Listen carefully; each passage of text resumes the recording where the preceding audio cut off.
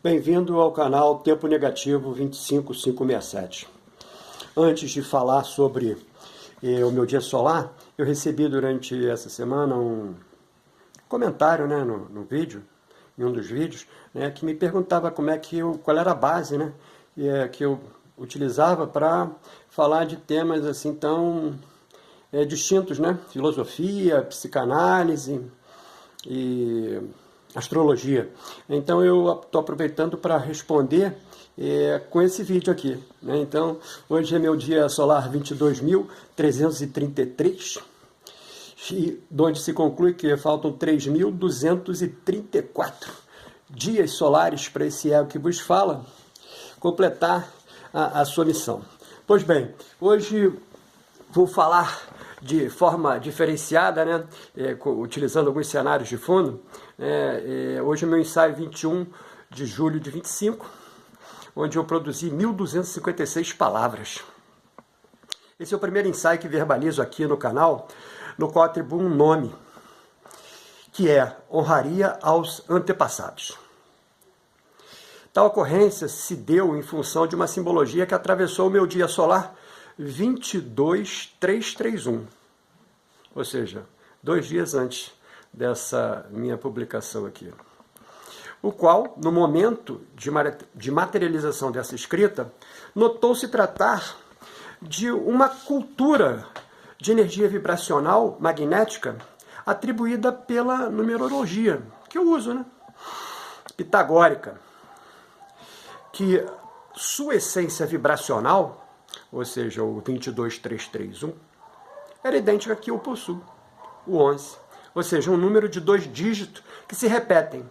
E por isso é considerado um número mestre, que traz uma vibração mais alta e uma intensidade que é inegável, significando que trata-se de um propósito de vida, de tornar-se um curador inspirado, uma força artística, um catalisador espiritual, onde a contribuição ao universo se dá através da sabedoria que fornece para os outros, através do efeito borboleta,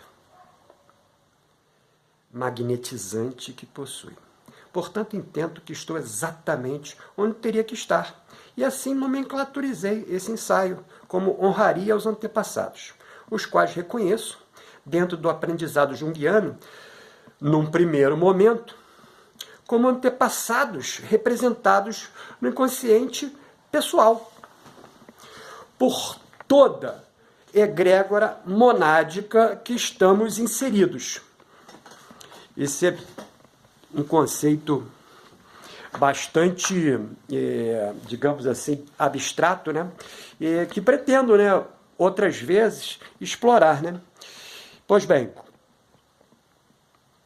que estamos inseridos. Em outras palavras, todos os antepassados de consanguinidade direta e indireta, como também todos parentes da atualidade de consanguinidade direta ou indireta, compõem essa egrégora monádica.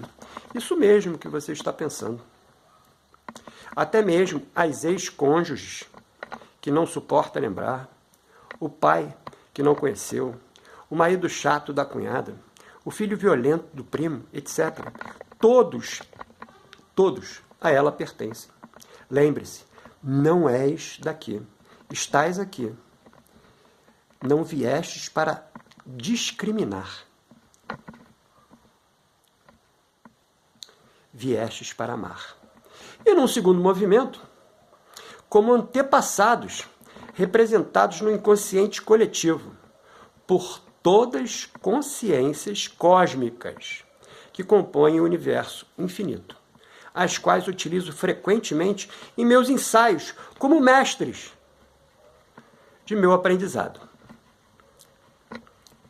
Uso agora, como introdução da verbalização do discricionário, do fato gerador que ocasionou esse ensaio de honraria aos antepassados, os dizeres de uma arte-terapia simbólica trazida do mundo das ideias para o mundo material por mim.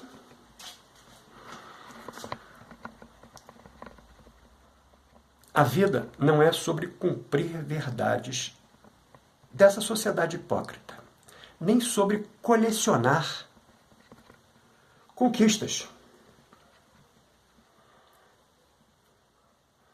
É sobre lembrar do projeto chancelado com seu eu superior. Assim, hoje, vivo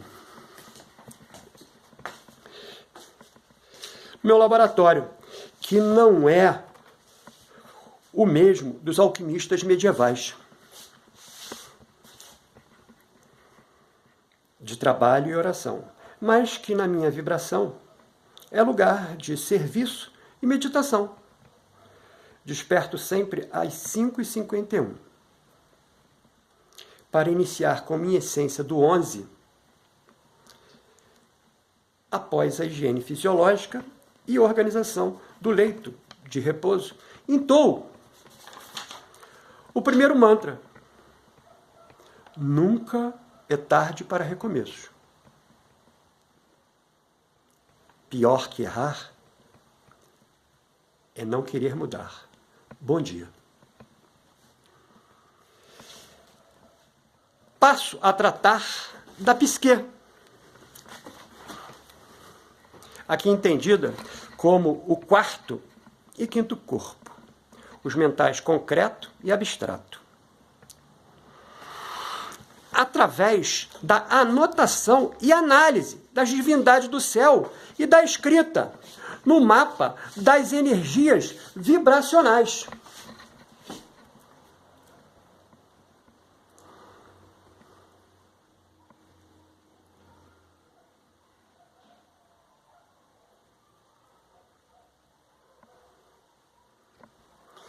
Do dia, na Terra, no chakra e na fase lunar.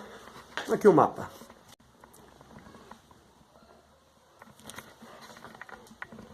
Esse é o mapa.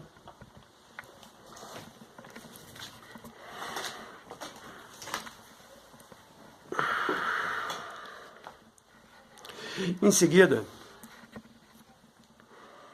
eu entoo o segundo mantra, que esse aí já está diretamente relacionado ao meu processo de meditação, né? Ou seja, ele faz o iniciante, né? Estou em paz com o fluxo da vida e confio no meu caminho espiritual. Para tratar da alma, e lembrando sempre que a alma aqui no canal são os 3 corpos superiores, né? Mental abstrato, búdico e Atma, utilizo a meditação 369 do Nikola Tesla, juntamente com um mantra tibetano que é sonorizado mais ou menos assim: Om Mani Padme Hum. Terei a oportunidade de explicar cada um desses sons no futuro próximo. E para encerrar, né, o meu processo dessa meditação 369 do Tesla, entoo o quarto mantra.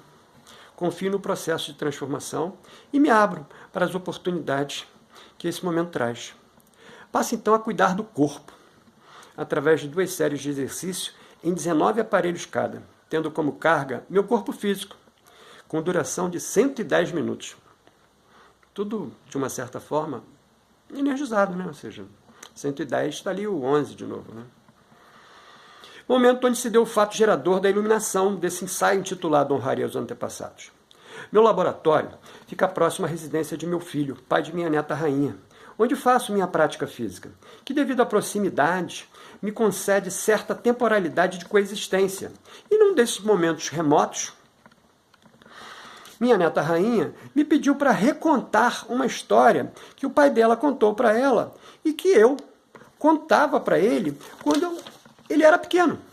Acontece que tal história havia sido contada por minha madrinha e minhas tias para mim, quando eu era criança, onde tal história se desenrolava numa residência da primeira infância delas, em que viviam seus pais, seus avós e uma bisavó.